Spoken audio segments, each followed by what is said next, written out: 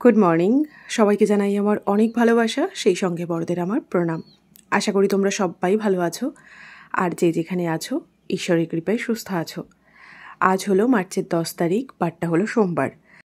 আস্তে আস্তে খাও, আস্তে আস্তে খাও। আমি তো অল্প অল্প করে দিচ্ছি তোমারে, আস্তে আস্তে খাও। আর উঠে না বাবা, ছাড়িয়ে দিয়ে আসবো। ছাড়িয়ে দিয়ে আসবো না, ছাড়িয়ে দিয়ে আসবো। আমরা দাঁড়িয়ে আসতেছি বাবা, আমরা দল নিয়ে যাবো না হরি মন্দিরে। দোল হবে বাবা, দোল হবে হরি মন্দিরে, দোল হবে শুক্রবারের দিন। আমরা দল নিয়ে যাবো না, দল নিয়ে যাবো বাবা। খাও, না শক্তি হবে না নিত। তুমি তো আগে লাঠি নিয়ে থাকবা, বড় নিশেন খাও তুমি নিবা না। ওই তো নাও না বাবা, না খালি হবে নাকি? শুনবো, ওই তো তুমি তোমার শুনতে হবে তো। তুমি অনেক বাচ্চা হয়ে গেছো না, হ্যাঁ? তুমি রুদ্র থেকে বাচ্চা হয়ে গেছো, তুমি কথা না শুনলে হবে? ভাত না খালি তুমি হাঁটবা কি করে? আজকে সকাল সকাল ও বাড়ি থেকে এ বাড়িতে চলে এসেছি। সকালবেলায় উঠে রান্নাবান্নাও করিনি, কিছু খাইও নি, শুধুমাত্র থাইরয়েডের ওষুধটা খেয়েছি। আর তারপর বাসি কাপড়টা কেচে গা ধুয়ে চলে এসেছি এ বাড়িতে।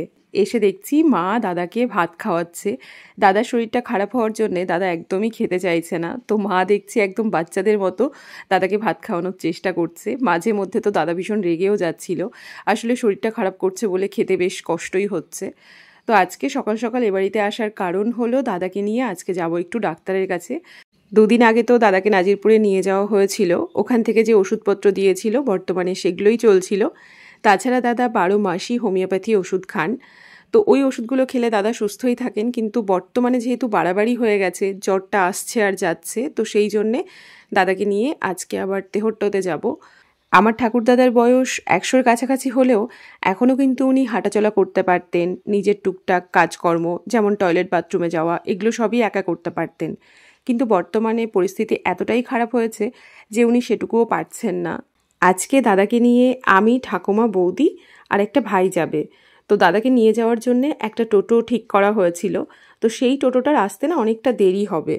তো এখন তো টোটোও পাচ্ছি না, কতক্ষণে যে টোটো পাবো জানি না। ভেবেছিলাম আমরা 10টার মধ্যে বেরিয়ে যাব, কিন্তু সেটা তো মনে হচ্ছে সম্ভব হবে না। তো আমি বেশ কয়েকটা টোটো ফোন করলাম, সবাই তো নাই করছিল। অবশেষে একজনা রাজি হয়েছে যেতে। আমাদের বাড়ি থেকে না তেহট্টটা অনেকটা দূরে, টোটো করে যেতে অনেকটা সময়ও লাগে।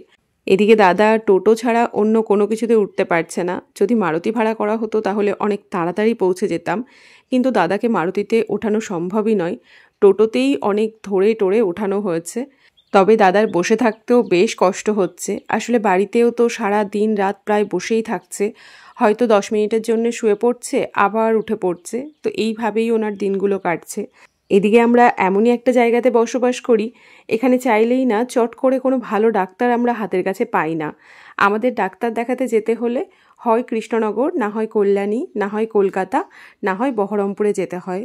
তবে হ্যাঁ, আগের তুলনায় অনেকটাই উন্নতি হয়েছে। এখন করিমপুর, নাজিরপুর, তেহট্টতে অনেক ডাক্তারবাবুই আসেন, নিজেরা প্রাইভেট চেম্বারও করেন। তো আজকে ভেবেছি কোনো এক ডাক্তারবাবুর চেম্বারেই দাদাকে দেখাবো। দুটো ডাক্তারের সন্ধান পেয়েছি, শুনেছি ওনারা খুব ভালো, কিন্তু তেহট্টে ওনারা কোথায় বসেন আর কবে কবে বসেন সেই সন্ধানটা আমি জোগাড় করতে পারিনি। তো এখন দাদাকে নিয়ে যাচ্ছি, যদি ওনাদের চেম্বার পেয়ে যাই তো ভালো, আর যদি নাও পাই তাহলে হসপিটালে নিয়ে যেতে পারবো। কারণ এর আগের দিন না নাজিরপুর থেকে রেফার করেছিল দাদাকে তেহট্টতে। নাজিরপুরে যেহেতু অতটা সুযোগ সুবিধা নেই, তো সেই জন্যে তেহট্টতে রেফার করেছিল, কিন্তু সেদিন কিছু কারণের জন্য তেহট্ট নিয়ে যাওয়া হয়নি। তবে আজকে আমাদের যে টোটো করে নিয়ে যাচ্ছে বিবেক, ও বলল ও ডাক্তারবাবুর চেম্বারটা চেনে, তো সেই জন্যে আমাদের খুব একটা আশা করি অসুবিধা হবে না। আমাদের বাড়ি থেকে বেরোনোর কথা 10টায় থাকলেও বেরোতে বেরোতে সেই 11টাই হয়ে গেছে। ওই যে বললাম টোটো পাচ্ছিলাম না। তবে একটু সকাল করে বেরোলে ভালো হতো, বেশ রোদ পড়েছে, আর এখন রাত্রিবেলায় হালকা ঠান্ডাও লাগছে, আবার দিনের বেলায় বেশ গরমও লাগছে, আর এই জন্যেই না আরও বেশি সবার শরীরটা খারাপ করছে। আমার ঠাকুরদারও যেহেতু জ্বর সর্দি দুটোই লেগেছে, তো সেই জন্যে ঠাকুমাকে বলছিলাম একটা পাতলা কম্বল গায়ে জড়িয়ে নিতে। তবে দাদা পাতলা কম্বল গায়ে জড়াতে চাইছে না, কারণ আজকে বেশ গরম পড়েছে। তো ঠাকুমাকে বলছিলাম অন্তত মাথায় টুপিটা দিয়ে দাও, তাহলে কানে ঠান্ডা লাগবে না। এখন হয়তো যাওয়ার সময় সমস্যা হচ্ছে না, কিন্তু বাড়িতে গিয়ে যদি আবার বাড়াবাড়ি হয়। তবুও তো দাদাকে উল্টো দিকে বসানো হয়েছে যাতে ঝাঁকুনিটা কম হয়, হাওয়াটা একটু কম লাগে। আমি তো আবার উল্টো দিকে বসতেই পারি না, মানে একেবারে দায় না পড়লে আমি কখনো বসি না। তো আমি আর বৌদি এক সাইডে বসেছি আর ভাইটা সামনে বসেছে। তো এইদিকে সবে আমরা নাজিরপুরে পৌঁছালাম, এখনও অনেকটা রাস্তা আমাদের পাড়ি দিতে হবে। তো এখন তো মনে হচ্ছে রাস্তা শেষই হচ্ছে না। আর দেখবে যখন কষ্টের দিন যায় না তখন সময় কাটতেই চায় না, আর যখন সুখের দিন আসে তখন খুব চটপট সময়গুলো কেটে যায়, কোন দিক দিয়ে যে কেটে যায় বোঝাই যায় না। কালকে দেখলাম একজন আমার দাদার ব্লাড টেস্ট করানোর কথা বলছিলে, তো দাদার ব্লাড টেস্ট করানো হয়েছে। তো আমার দাদার একটু ইউরিনের প্রবলেম আছে, আগে থেকেই আছে। তো ওনার সোডিয়াম পটাশিয়ামটা টেস্ট করানো হয়েছে, আর একটাতে একটু সমস্যাও ধরা পড়েছে।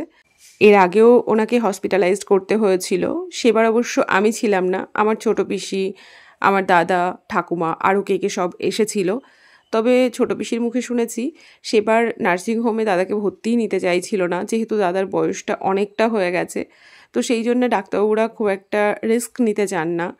তো আজকে যে কি করবে সেই টেনশানই হচ্ছে, আদৌ ডাক্তারবাবু পাবো কি পাবো না সেটাও এখন ভাবছি। তো তোমাদের সাথে কথা বলতে বলতে আমরা তেহট্টতে পৌঁছে গেছি, আর এখন আমরা হসপিটালের দিকেই যাচ্ছি, কারণ এই চত্বরেই সমস্ত ডাক্তারবাবুরা বসেন। তো একটা ওষুধের দোকানে ডাক্তারবাবুর বসার কথা, তো সেখানেই দাদাকে আমরা নিয়ে যাচ্ছি। কিন্তু দুর্ভাগ্যের বিষয় এটাই, আজকে ওই ওষুধের দোকানটাও বন্ধ আর ডাক্তারবাবুও বসেননি। তো তারপরে তো আমরা ভীষণভাবে চিন্তায় পড়ে গেছিলাম যে এখন এই মানুষটাকে নিয়ে আমরা কোথায় যাব। আর এখানে আসার পর না দাদা আর বসে থাকতে পারছে না, দাদা শুতে চাইছিল। তো সেই জন্যে আমরা আরও সমস্যার মধ্যে পড়ে গেছিলাম। তো অবশেষে হসপিটালেরই একটা ডাক্তারবাবু বাইরে চেম্বার করেন, ওনার কাছে আমরা দাদাকে নিয়ে যাই। উনি দাদাকে দেখেন এবং দেখার পর উনি কিছু ওষুধপত্র লিখে দেন এবং বলেন যে খুব একটা সমস্যা নেই, যেটুকু সমস্যা আছে এই ওষুধগুলো খেলে ঠিক হয়ে যাবে। তো দাদার ইনহেলারটা চেঞ্জ করে দিয়েছে, আর সেই সাথে বলেছে দাদার বুকে ভীষণভাবে কফ জমেছে, ঠান্ডার জন্যে খুব প্রবলেম হচ্ছে। আসলে কয়েকদিন ধরে দাদার দই খাওয়ার পরিমাণটা একটু বেশি হয়ে গেছিল। তো এখন যেতে যেতে ঠাকুমা বৌদিকে বলছে যে বৌদি দই দিত, আর বৌদি ঠাকুমাকে বলছে যে ঠাকুমা দই দিত দাদাকে। এদিকে ঠাকুমা আর বৌদির মধ্যে কেউই বিষয়টা মেনে নিতে রাজি না। ঠাকুমা বলছে আমি দিইনি, বৌদি বলছে আমি দিইনি। অবশেষে বিবেক বলে উঠল, তোমাদের দোষ কারণ নয়, দোষ হলো দইয়ের। দই কেন ঠান্ডা ছিল? দইয়ের জন্যেই ঠান্ডা লেগেছে, অতএব সব দোষ দইয়ের। তো এদিকে এই সমস্ত মজার কথা বলতে বলতে আমরা চলে এসেছি আমাদের বাজারে। আর আজকে যেহেতু সোমবার, আমাদের বাজারে হাটবার। তো আমি ভাবছি একটু বাজার করে নিয়ে তারপরেই বাড়িতে যাব। তেমন কিছু সবজি টবজি বাড়িতে নেই, আর আজকে আমাকে হাটে আবার আসতেই হবে। তো আমি ঠাকুমাকে বললাম তুমি যদি দাদাকে নিয়ে যেতে পারো তাহলে আমি নেমে যাই। তবে ঠাকুমা আমাকে বলছিল তাহলে আমরা খানিকক্ষণ একটু দাঁড়াচ্ছি, তুই বাজার করে নিয়ে আয়, তারপর আমরা একসঙ্গেই চলে যাব। তবে এদিকে দাদার শরীর এতটাই খারাপ করছে যে দাদা আর টোটোতে বসে থাকতে পারছে না। তাই আমি বললাম তোমরা চলে যাও, ভাই তো আছে, আমি বাজারটা করে নিয়ে আসছি। এদিকে আবার আমার বৌদি বলছে তাহলে আমিও তোর সঙ্গে নামি, একটু বাজার করেই নিই, না হলে আবার কাউকে না কাউকে আসতে হবে। তো আমি আর বৌদি দুজনাই নেমে পড়েছি। আর এখন সবে হাটটাকে সাজানো হচ্ছে, এখনও কেনাকাটা সেইভাবে শুরু হয়নি। তো এদিকে আমি চলে এসেছি দাদার দোকানে, আর দাদার দোকান থেকে এখন কি নেওয়া যায় সেটাই ভাবছি। এই যে গরমের সময় চলে আসলো, এখনও অনেক ধরনের সবজি পাওয়া যাবে, তবে সব থেকে যেটা বেশি পাওয়া যায় সেটা হলো পটল। আর আমি পটল খেতে না খুব একটা পছন্দ করি না, পছন্দ করি তবে খুব ভালোবাসি এরকম নয়। তো বৌদি এসে বলছে আমি তো কোনোদিন বাজারই করিনি, কি নেব না বুঝতেই পারছি না। আর আমি তো কথাটা শুনে পুরো অবাক হয়ে গেছি যে আমার বৌদি আজ প্রথমবার বাজারে এসেছে, আর আমি যখন থেকে ব্যাগ ধরতে পারতাম না তখন থেকে আমাকে বাজার করতে হতো। ইচ্ছে থাকলেও করতে হতো, না থাকলেও করতে হতো, না করলে আবার মারও খেতে হতো। বাড়িতে যে ছেলে ছিল না এমনটা নয়, তবে আমাদের বাড়ির ছেলেগুলোর তুলনায় মেয়েদেরকেই একটু বেশি কাজ করতে হয়েছে। আমার পিসিদের ক্ষেত্রেও দেখেছি, আবার আমার নিজের ক্ষেত্রেও দেখেছি। তবে আমার বৌদি বিয়ের আগে ভীষণ আদরের ছিল, মানে আমার বৌদির দুটো দাদা আর আমার বৌদিকে ভীষণ ভালোবাসতো। যেহেতু আমার পাড়ার মেয়ে, তো সেই জন্যে আমি জানি। তবে জানো, একটা সময় না আমার খুব খারাপ লাগতো, অনেক দুঃখী হয়ে যেতাম আমি। অনেকের বাড়িতে বাবা দাদা দেখবে মেয়েদেরকে কত কাজ করে দেয়, কিন্তু আমার বাবা বা দাদা আমার কোনো কাজে কোনোদিনও সেইভাবে সাহায্য করেনি। হ্যাঁ, বাবা হয়তো টাকাটা দিয়ে দিত, বাকি কাজগুলো সবসময় আমারটা আমাকেই করে নিতে হয়েছে, পারলে তাদেরটাও আমাকে করে দিতে হতো। যাদের বাড়ির লোকরা দেখতাম কাজগুলো করে দিত, তাদের দেখে না আমার মনে মনে খুব দুঃখ হতো, আর ভাবতাম এরা কত লাকি যে এদের বাড়ির লোকরা এদের কাজগুলো সব করে দিচ্ছে। হয়তো মেয়ে কোথাও যাবে, বাবা সঙ্গে করে নিয়ে যাচ্ছে। এই জিনিসগুলো পেতাম না বলে সেই সময় সত্যি কষ্ট হতো, কান্না করতাম। কিন্তু এখন মনে হয় যা হয়েছে জীবনে ভালো হয়েছে। সেই সময় কষ্টটা করেছিলাম বলে এখন হয়তো একটু হলেও নিজের মতন করে জীবনটাকে কাটাতে পারছি, নিজের কাজগুলো নিজে করতে পারছি, এবং আমার দিকে আঙুল তুলে বলার মতন একটা মানুষও নেই যে হয়তো আমাকে বলবে যে তোর এই কাজটা আমি করে দিয়েছি। এর একটা আলাদাই সন্তুষ্টি আছে জানো।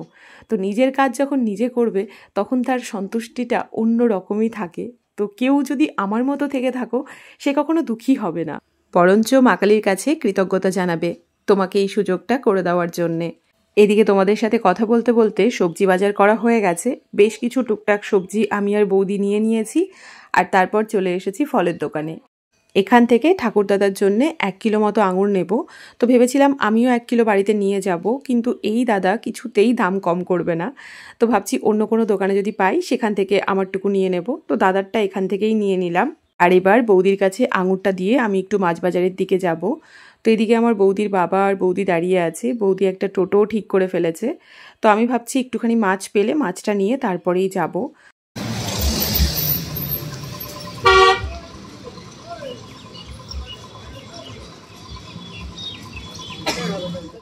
মাছ বাজারে তো চলে এসেছি, তবে এখনও দোকান সাজিয়ে উঠতে পারেনি সবাই। তো একটা দুটো দোকান হয়তো বসেছে, আর যে জ্যান্ত মাছগুলো আছে না, এগুলো আমাকে কেটে দেবে না। তো সেই জন্যে আমি আর মাছ নিলাম না। তবে এদিকে একটা ফলের দোকান থেকে আমি আমার জন্যে বেশ খানিকটা আঙুর নিয়ে নিলাম। আর তারপর যাবার পথে আরও একটা ফলের দোকানে দাঁড়িয়ে সেখান থেকে আমি কিছু কুল নিয়ে নিচ্ছি। এই কুলগুলো খেতে কিন্তু ভীষণই মিষ্টি হয়।